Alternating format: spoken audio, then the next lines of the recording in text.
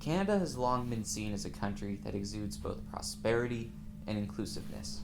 It's a country that regularly makes it to the top of the list when discussing quality of life.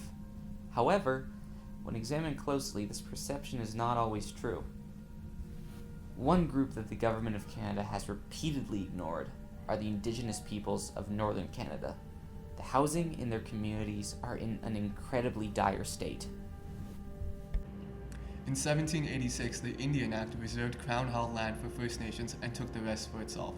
This created a reservation system that to this day prohibits Indigenous people from owning land, and to this day we can still see the repercussions of this. In the decades that followed, on-reserve housing policies entrenched a welfare system that ultimately kept those in these systems in a cycle of poverty.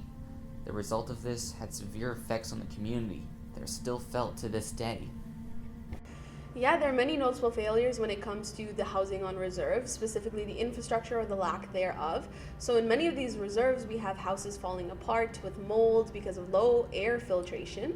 And when it rains, the dampness in the houses, it gets trapped there. So in many cases, we have little children that experience red rashes because of the black mold that's present within their homes.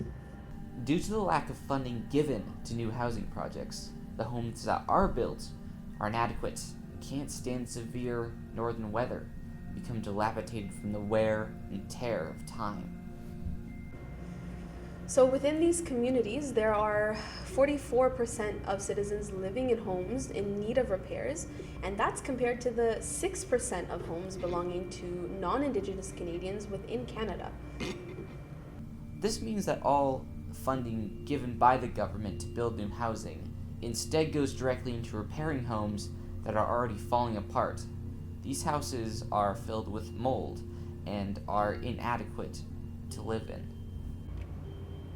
This means that all the funding approved for Indigenous housing then goes into repairing the homes that are already beyond repair. It's like putting a band-aid on a broken leg and expecting it to be fixed. It's just not a viable solution.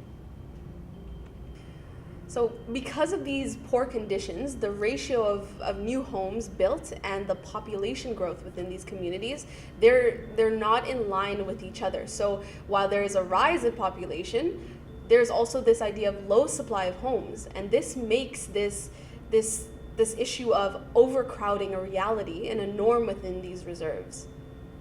On some reserves, families are forced to sleep in shifts as there's not enough houses and there's just not enough space for families to be able to have a proper sleep schedule and to have their own space. Overcrowding rates are 6 times greater on reserve than off.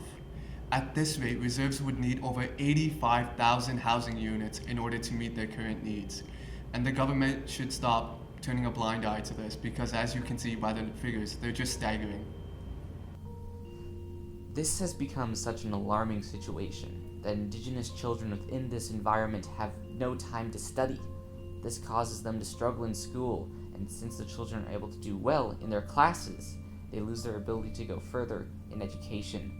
This results in much lower levels of employment and even lower levels of post-secondary education. The lack of job prospects and financial future for these people often translates to a much shorter lifespan.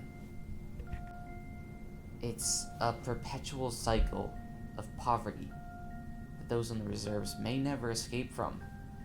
Only when the Canadian government ensures justice through equality can the Indigenous communities of Canada be on equal footing